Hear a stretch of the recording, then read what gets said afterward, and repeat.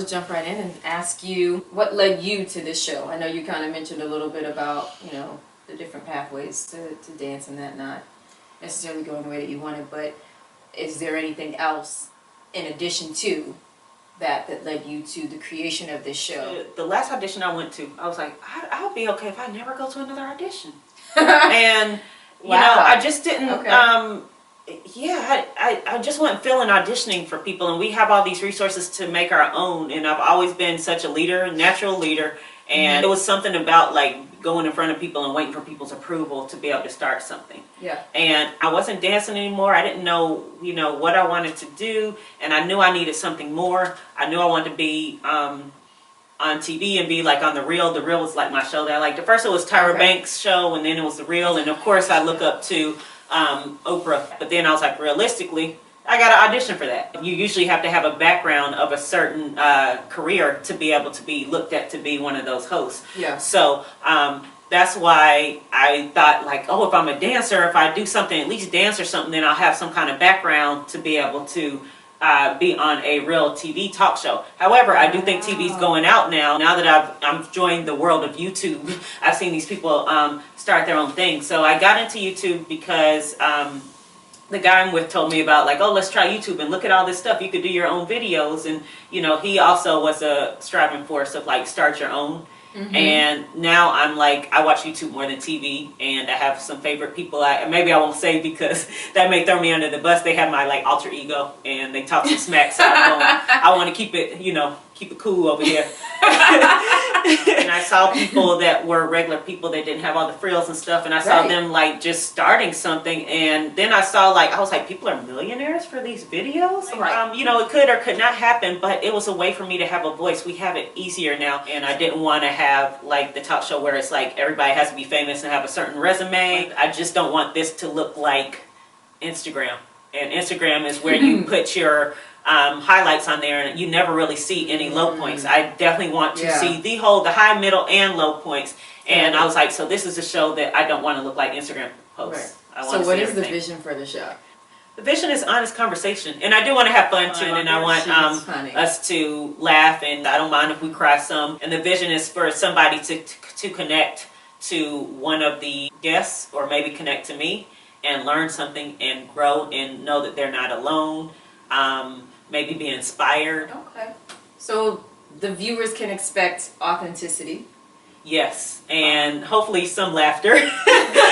And just different types of journeys. Yeah. I just wanted to be like, we just talking and chilling and, you know, being honest, but the camera happens to be here. So I wanted to feel like you're part of my group.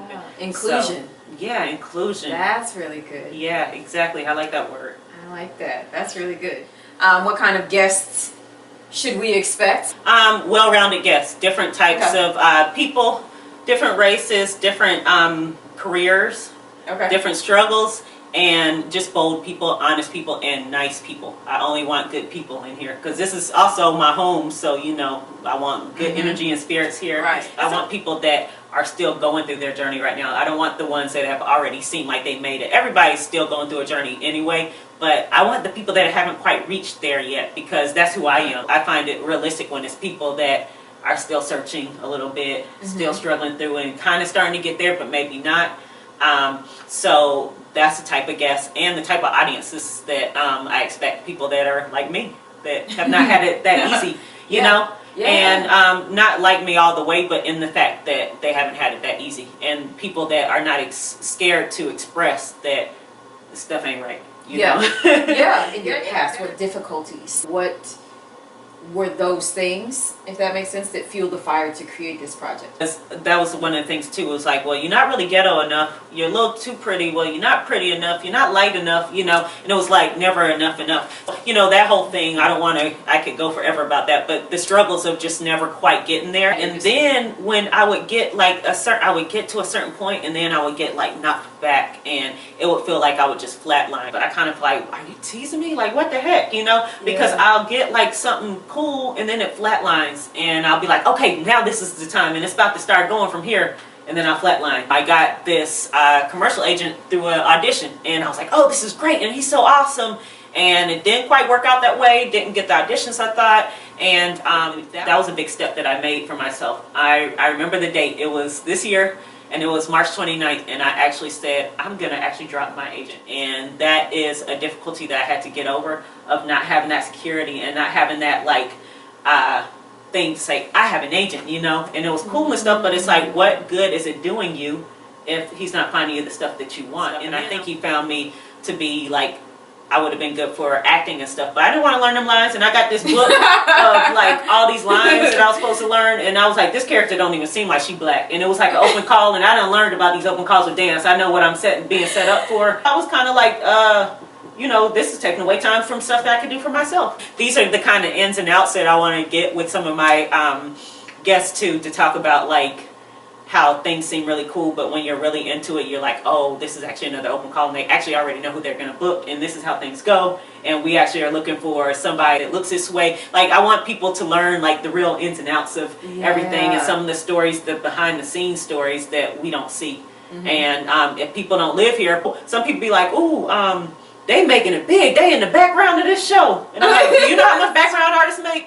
Some people that are SAG make more or whatever, but that don't mean you made it.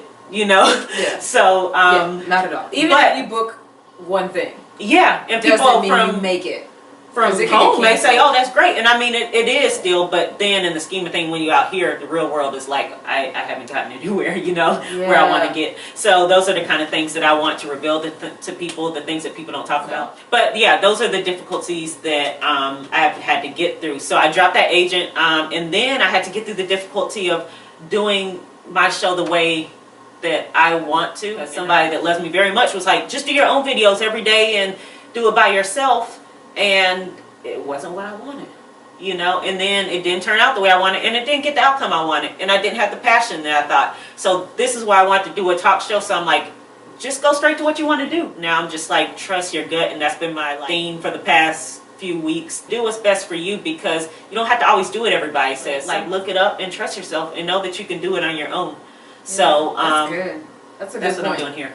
That's a good point, and that literally answered the next question, which what kind of scares and doubts and insecurities have you had to get over? You know what I realized this week was mainly judgment. And I think it was more judgment from my friends. Or I think that they're going to have way too many suggestions. And I'm like, if you guys know me, I'm like, I'm cool. I got my mind set on one thing. And I do listen to them. But when I did listen to the suggestions, like the one of me doing just my own videos, it didn't work out right. I want to get over all that stuff. And all them rules. That's another reason I did the show too. I was like, I don't want to follow any more rules. Because they say, oh, you can't wear black. And look, I got my black on. I tried to make a pop. Black is fly. Say what you see that background making us, you know, we got a light. Change the game and doing black. Okay. We're doing the black. So, you know, I don't want any of them rules anymore. It's just, I became obsessed with the rules of everything that was going on. And it started I felt so trapped in by the rules. Oh, you can't wear that. Oh, actually make sure you wear pink. Oh, make sure it looks like this. And then I kind of got lost and couldn't find my own style because there was so many rules.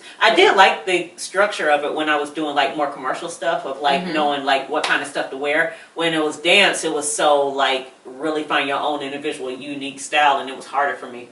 Because like in the changing the hair all the time, it got expensive and confusing, and you know, so that was the hard part with dance, was being able to stand out. Well, there's seasoned auditioners, and they could go through their closet and just put stuff together, and then it was something cool and unique, and then they were at the audition on time and everything, and I was still struggling, and my outfit would be so normal. So, you know, it would be like super, like perfect matching and so normal. It's all that to say, like, I couldn't find it to be super unique, and then I didn't like all the restrictions when it was like other auditions, so I'm like, let me make my own rules. I'm gonna wear what I want. I probably would have on glasses, and I have a little bit of makeup on, but you may see the greasy face. I just wanted to be natural, so. I like it. I like the naturalness, okay? Eventually, throughout this season, you may see me with the blotters. You know how I uses those. And she gonna show you too? Yeah. You know what y'all should do, though? This is a good way. Save some money. Them toilet seat covers. Just make sure there's no residue, but use it. Yeah, and then I just tear them. You don't have to cut them. You can just tear them. I got a Ziploc bag. That's something you'll learn, too. I have a Ziploc fetish. And I got a Ziploc bag at work, and it has all them things, and then the paper towels I'll be cutting into squares, so I don't have to use them all. Of everything. One day we may have an episode with my purse, and you'll see all the stuff up in there. Oh man, so now that we fell all off, but but that's pretty much it. The other thing is, my mom actually passed in March, so and she was my best friend, and there's power in a spirit. That's something else I want people to know, because I'm in so much peace, because she's not suffering anymore, and she's hearing me. So some of the stuff that you'll hear is probably her spirit speaking through. So Well, that was good. that's what I would say. Any closing words, Ashley? Because you have your episode, so don't give it all on this one. I have no words? closing words. I mean, well, this is incredible. Oh, I guess that's so they can subscribe. So please subscribe. Let's make sure we do that, and then share the word by sharing the videos with people, sharing the links, Instagram. hashtagging. Yes, hashtagging, and everything will be below in the description. Thank you, and Thank you. yeah, I'm getting this out in 2019. It will go out this year, and my birthday's in December, so that will be my gift, is to get a episode out at least. And you will. Yeah, so You will. Yeah, now I'm putting myself on the spot, so I will do it. You know? Yes, I'm gonna make sure. All right, God bless, and thank you so much, Ashley, Oh for my being God, here. my And pleasure. you're a great host too. So All right, well, I'll take it. all right, have a good one, you guys. Bye, guys.